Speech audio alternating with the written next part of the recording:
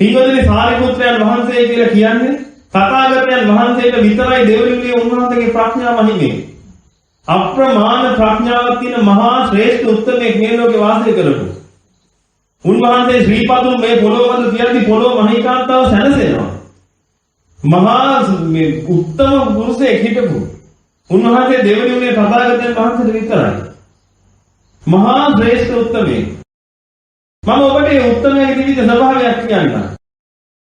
ඒ උත්තමය මොනතරම් උත්තමද කියලා ඔබට පෙන්නන්න එක කතාවක් මම කියන්නම්. ඒ කියලා ඉවර වෙලා සංඝ රත්නය කියන්නේ කවුද කියලා ඔබට අඳුනලා දෙන්න. ඊට පස්සේ කියලා දෙන්නම් සංඝ රත්නය කියලා මේ උත්තම පිරිස අසුරු කරන්න ඕන විදිය මොකක්ද කියලා. සාරිපුත්‍රයන් වහන්සේගේ පවුලේ හිටියා පින්වත්නි 7 දෙනෙක්. ළමයි ඔක්කොම 7 දෙනෙක්. බ්‍රාහ්මණ මත දරාගෙන හිටියේ පිරිස්. ඒ අම්මයි තාත්තයි. මහා බ්‍රහ්මයාව තමයි ඇදහැව්වේ. බ්‍රාහ්මණ පිරිස් අදහන්නේ මහා බ්‍රහ්මයාව. මහා බ්‍රහ්මයා ගාවට යන්න තමයි පින් කරන්නේ. ඕ මොනවද යාග හෝමෝය සියල්ල පවත්වන්නේ මහා බ්‍රහ්මයා ගාවට යන්න. සරියුත් මහරහතන් වහන්සේ ගිහි කාලේදී අර උපතිස්ස කියන පිරිවැජිය වෙලා ඉඳලා තථාගතයන් වහන්සේ ගාව පැවිද්ද අරගෙන අරහත්ත්වයටපත් වුණා. මේ ආරංචියට පින්වතුනි අර ගෙදර හිටපු අනිත් සහෝදර සහෝදරියෝ 6 දෙනාම මොකද උනේ? තථාගත සාසනයේ පැවිද්ද අරගෙන අරහත්ත්වයටපත් වෙලා අග්‍රස්ථානත් ලැබුවා සියලු දෙනා. එක එක දෙයක අග්‍රස්ථාන ලැබුවා. දැන් අම්මට කාලා ඉන්න බෑ. බුදුහාමුදුරුවොත් එක බද්ධ වෛරෙන් ඉන්නේ මේ අම්මා. ඇයි හේතුව? Tamante හිටපු දරුවෝ 6 දෙනාම අරන් ගියා කියලා. අදත් එහෙමනේ අපි උඩක් අම්මලා. අම්මේ දරුවව මහාන කරමුද? මහාන කරන්නේ අනේ බෑ. අම්මේ දරුවව ඕස්ට්‍රේලියාව යවමුද? ආයවමු. කොච්චරද? ඕස්ට්‍රේලියාවේ ගිය එක ඉන්නේ අවුරුදු 20ක විතර පස්සේ. එනකොට අම්මගේ බල විතරයි ඉතුරු වෙලා තියෙන්නේ. අම්මා දකින්නෙත් නැහැ ඒක. ඒත් කමන්නේ. අර අල්ලපු පන්සලේ දරුවව මහාන කරවන්නේ. මේ ස්වභාවය මේ මිනිස්සුන්ගේ තියෙන්නේ. සාරිපුත්‍රයන් වහන්සේගේ අම්මා නම් කමන්නේ නැහැ විද්‍යා දෘෂ්ටිකයි. බෞද්ධ ලේබලේ ගහගත්ත පිරිසනේ මෙහෙම කරන්නේ. ලෝකේ ඉන්න කාලම කන්නේ දොස්තර වුණත් කමක් නැහැ. දොස්තර තමන්ගේ පුතාව ශ්‍රේෂ්ඨ සගරුණක් බවට පත් කරන්නේ. දැන් හිතා ගන්න ඔය බෞද්ධකම කොහෙද තියෙන්නේ කියලා. ඒ කොහොමද වින්නතුනි? දැන් මේ අම්මා හිටියේ බද්ද වලිද? ඒ වෙනකොට මේ සාරිපුත්‍රයන් වහන්සේ බොහෝම අසනීප වෙලා හිටියේ. අවසාන කාලේ උන්වහන්සේගේ. උන්වහන්සේට හිතුණා අපේ අම්මා තාමත් මිත්‍යා දෘෂ්ටිකයි. මරිලා ඒ කාන්තේම අපාගත වෙන නියමිතයි. මෙහෙම ඉන්න අපේ අම්මට අපි පිහිට වුණේ නැත්තම් මම පිහිට වුණේ නැත්තම් සමාජය දොස්න ගන්න ඉඩ තියෙනවා. බුදුන්ගේ අග්ග ශ්‍රාවකයා වෙලා අම්මව අපාගත වුණා කියලා. ඒක නිසා මම අම්මට පිහිට වෙන්න ඕනි කියලා හිතාගෙන උන්වහන්සේ ඒ ගම්දනම දිහාට වඩිනවා. භික්ෂු සංඝයා පිරිවරාගෙන උන්වහන්සේගේ ශිෂ්‍ය පිරිස පිරිවරාගෙන මහරහතුන් වහන්සේලා. ඒ උත්තම පිරිසත් එක්ක උන්වහන්සේ ගම්දනමකට වැඩලා කොළු පැට්ටෙක් අතේ යවනවා අත්තම්මට පණිවිඩයක්. ගිහිල්ලා කියන්න මිත්‍රවන්ට අපි එනවා කියලා. අම්මට ටිකක් සතුටුයි මේක ඇහුවා. හැබැයි සතුට පෙන්නන්නේ. එන්න කියහන්කෝ. දැන්වත් තේරුණා නම් කමක් නැහැ. ගිහි කාලේ උන්වහන්සේ හිටපු කාමරේ උන්වහන්සේට පිළියෙල කරලා දුන්න මේ අම්මා ඉන්න. උන්වහන්සේ අසනීපෙන් හිටියේ. උන්වහන්සේ කාමරේ විවේක ගනිද්දී ටික ටික රැ වුණා. උන්වහන්සේට ආවදේව කරන ශිෂ්‍ය පිරිසක් ඒක ඇතුලේ ඉඳද්දී අනිත් පිරිස එක එක තැන්වල සාලේ ලැබුම් අරගෙන ඉන්නවා. මේ අම්මත් ඇවිල්ලා පින්වතුනි අර කාමරේ දොර ගාව ඉඳගත්තා. එතරම් භික්ෂුන් වහන්සේලා කීප දෙනෙක් වැඩ ඉන්නවා. රාත්‍රියේ බොවේගෙන යද්දී පින්වතුනි හතර දිශාව ආලෝකමත් කරගෙන ආලෝක ධාරා හතරක් මේ අම්මගේ ගේ ගාවට එනවා. අම්මා දකිනවා. විවිධ වර්ණ හතරකින් යුක්ත ආලෝක ධාරා හතරක් හතර දිශාවෙන් ඇවිල්ලා එකම ආලෝක පුංජයක් බවට පත් වෙලා කාමරය ඇතුළට ගියා. දැන් අම්මා බලාගෙන අම්මට හිතා ගන්න බෑ මේ මොනවද වෙන්නේ කියලා. කාමරය ඇතුළට ගිහිල්ලා ටික වෙලාවක් තිබිලා නැවතත් ඒක එළියට ඇවිල්ලා පින්නතුනි හතර දිශාවක ගියා යන්නේ. දැන් අම්මා කල්පනා කරනවා මේ මොකක්ද මේ වෙන්නේ කියලා. අම්මට තාම කිසි දෙයක් හිතා ගන්න බෑ. ඔය වෙලාවෙදි පින්නතුනි එයිටත් එහා ගිය අර ආලෝක ධාරා හතරටම වඩා මහා ප්‍රබල ආලෝක ධාරාවක් ඇවිදින්න ඒකත් ගියා කාමරය ඇතුළට. මේ කාමේ ඔක්කොම එළිය කරගෙන ඉන්නේ මේ අය. ඇතුළට ගියා. ටික වෙලාවක් ඉඳලා ආයෙත් ගියා. ආයෙ ටික වෙලාවකින් ඒකත් වඩා මහා විශාල ආලෝක ධාරාවක් ඇවිල්ලා කාමරය ඇතුළට ගිහින් ආයෙ ගියා යන්න. දැන් ආම බලනවා මේ මොකද්ද හිතා ගන්න බෑ කිසි දෙයක්. හිමීට ළඟිට පහඳුරන්ගෙන් අහනවා. අර මොකක්ද අර හතර දිශාවෙන් ආවේ? අන්න ඒ වෙලාවේ ස්වාමීන් වහන්සේ කියනවා අම්මේ ඔබගේ පුතා මහා ශ්‍රේෂ්ඨයි. ඔබගේ පුතා ශ්‍රේෂ්ඨත්වයෙන් වැඩි කෙනෙක් ඉන්නවා නම් ඒ උත්තම සතාගතයන් වහන්සේ විතරයි. ඒහා මේ ශ්‍රේෂ්ඨ ඔබගේ පුත්‍රවන වන්දනා කරන්න. සතරවරන් රජදරුවෝ ආවේ. දුතරාට විරුඩ විරූපාස වෛශ්‍රවණ කියන සතරවරන් රජදරුවෝ ඇවිදින්න කාමරේ ඇතුළට ගිහිල්ලා ඔබගේ පුතාගෙන් ඉල්ලීමක් කළා. අනේ ස්වාමීනි අපි කෙරෙහි අනුකම්පා කරලා ඔබ වහන්සේට අපෝපස්ථාන කරන්න අවසර දෙන්න අපිට කියලා. කවුද මේ ආවේ? සතරවරන් රජදරුවෝ. සතරවරන් රජදරුවෝ කියලා කියන්නේ පින්නතුනි මෙතනින් උඩ තියෙන පළවෙනි දිව්‍ය ලෝකේ අධිපතියෝ හතර දෙනා. චාතු මහා රාජිකේ කියන දිව්‍ය ලෝකේ ඉන්න අධිපතියෝ හතර දෙනා ඔය ආවේ. ඔය අධිපතියෝ හතර දෙනා ඇවිල්ලා අර විදිහට කියලා ගියා. උන්වහන්සේ මොකද කිව්වේ? මට අපෝපස්ථාන කරන්න මගේ ශිෂ්‍ය පිරිස ඉන්නවා. ඔබලා ඒව කරන්න අවශ්‍යතාවයක් නැහැ. ප්‍රතික්ෂේප කළා. ඊට පස්සේ ප්‍රතික්ෂේප කරලා බොහෝ දුකෙන් ආපහු යන්න ගියා. ඇයි ප්‍රතික්ෂේප කළේ? උන්වහන්සේ කියනවා ප්‍රතික්ෂේප කරන්න හේතුව අද මම ඕගොල්ලන්ට අනුකම්පා කරලා මට අපෝපස්ථාන කරන්න අවසර දුන්නොත් ඔබ මට අපෝපස්ථාන කරලා යද්දී අන්‍ය පරිබ්‍රාජකයෝ අන්‍ය තීර්ථකයෝ කියයි ශ්‍රමණ බවත් ගෞතමයන්ගේ අග්‍ර ශ්‍රාවකයා දෙවි කෙනෙකුටවත් ඉන්න දෙන්නේ නැහැ ජීවත් වෙන්න ආසාවට දෙවියන්ගෙන් පව අපෝපස්ථාන ලබනවා කියලා. අන්න ඒක නිසා මම ඔබලට මේකට අවස්ථාව දෙන්නේ නැති කියලා කරුණු පැහැදිලි කළාම ඒ අය බොහෝම දුකින් යන්න ගියා. අර අම්මහරව එන ඊළඟ කාගේ කවුද? අම්මේ තමයි දෙදෙව්ලොවට අධිපති සක්‍ර දේවේන්ද්‍රය. සක්‍ර දේවේන්ද්‍රය ඇවිල්ලා අතුරට ගිහිල්ලා කිව්වෙත් ඔය ටිකමයි. අනේ ස්වාමීනි අපි කෙරේ අනුකම්පාවෙන් ඔබ වහන්සේට අපෝපස්ථාන කරන්න අවසර දෙන්න. උන්වහන්සේ ඒකත් ප්‍රතික්ෂේප කරනවා. දැන් අම්මට හිතා ගන්න බෑ මේ වෙලේ කිසි දෙයක්. මොකද අම්මා හරි ඉහ මුදුනේ තියාගෙන අදහන පිළිසනේ ඔය. දෙවියෝ එතනින් එහාට ඉන්න බ්‍රහ්මයයි.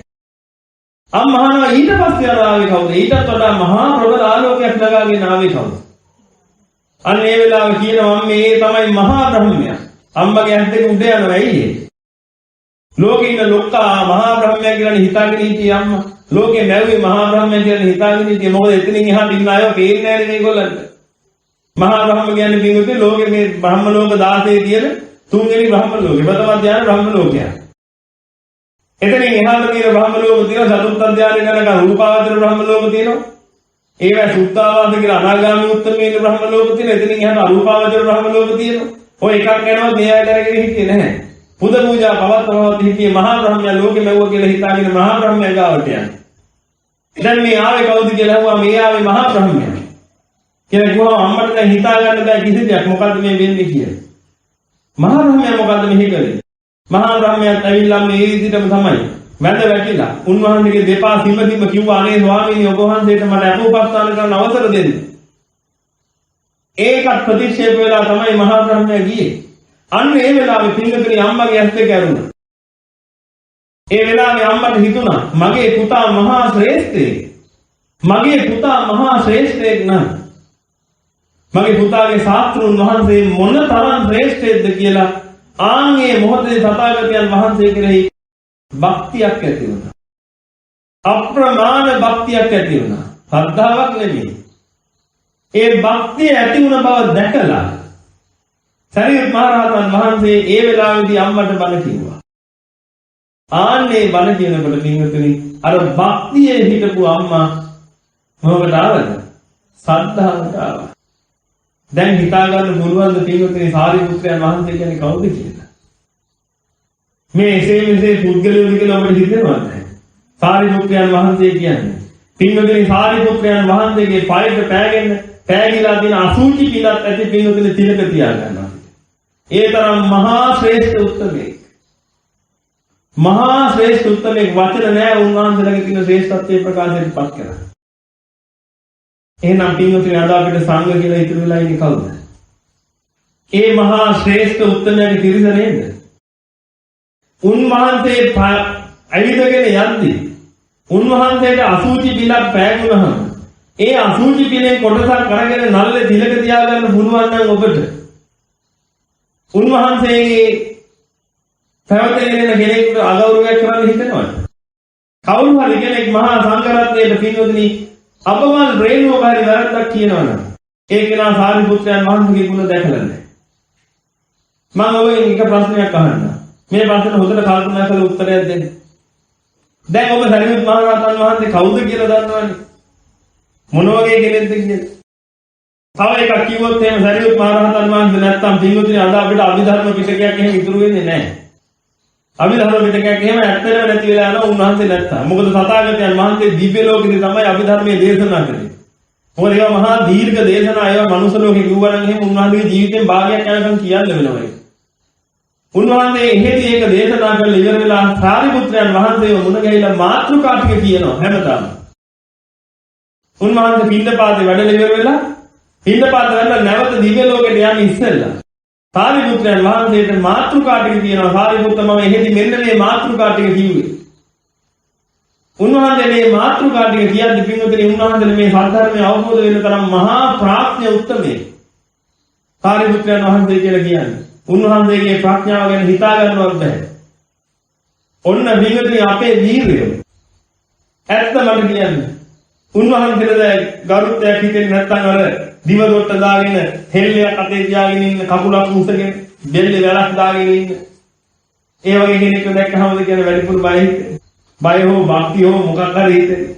ඔබ හිතලා බලන්න මොනතරම් විකෘති වෙලාද කියලා. මම මේ කියන්නේ දෙවියෝ කියන જાතියක් නැහැ කියන්නේ එහෙම නෙමෙයි. මම මේක පටන් ගත්තේ දෙවියෝ ගැන කියන්නේ මම කියලානේ. මම මේ කියන්නේ මිනිසුන්ගේ මොලේ විකෘති වෙලා.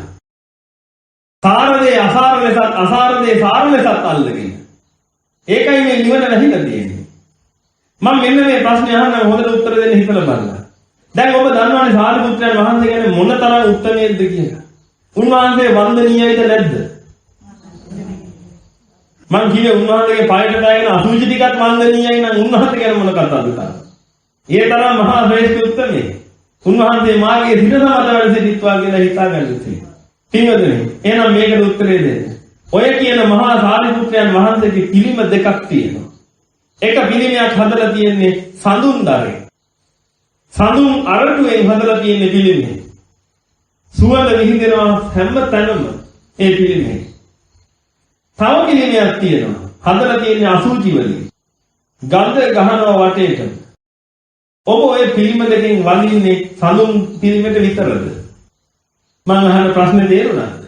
ඒ උත්තම වූ සාරිපුත්‍රයන් වහන්සේගේ පිළිම දෙකක් හදලා තියෙනවා. එක පිළිමයක් හදලා තියෙන්නේ පින්වතුනි සඳුන් අරටුවෙන්. හැම තැනම සුවඳ ගන්නවා. ඒ පිළිමේ කාගේද?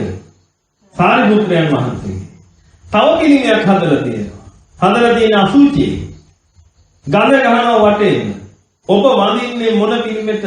නැත්තම් පිළිම දෙකටම වඳිනවද නැත්තම් සඳුන් එකට විතරද වඳින්නේ? කතා කරන්නේ. සඳුන් එකට විතරයි? ඈ මොකටද වඳින්නේ? දෙකටම. ඇයි දෙකටම වඳින්නේ? කාගේද මේ පිළිම? සාරිපුත්‍රයන් වහන්සේගේ. ඒ මහා සාරිපුත්‍රයන් වහන්සේගේ පිළිම අසුචියෙන් හැදුවා. වන්දනීයයි පින්වතුනි. එහෙනම් ආයි දෙකක් හිතන්න තියෙනවද? උන්වහන්සේගේ පිළිම තමයි හැම තැනම තියෙන්නේ. අද ඔබ හාමුදුරුවෝ කියලා දකින්නේ උන්වහන්සේගේ පිළිම. උන්වහන්සේගේ ශ්‍රාවක පරිණාමයන් දකින්නේ, ශිෂ්‍ය පරිණාමයන්. තථාගතයන් වහන්සේගේ ශ්‍රාවක පරිණාමයන් දකින්නේ. කෙනෙක් ඉන්න පුළුවන් නිවන් මාර්ග අරමුණු කරගෙන මේ වැඩ පිළිවෙල කරන. තව කෙනෙක් ඉන්න පුළුවන් ඒවා නොකරන. හෝ වැරදි කරන. අපිට ඒක අදාළද දැන්? අපිට ඒක අදාළද දැන්? නෑ. අපි කාටද වඳින්නේ? සාරිපුත්‍රයන් වහන්සේ.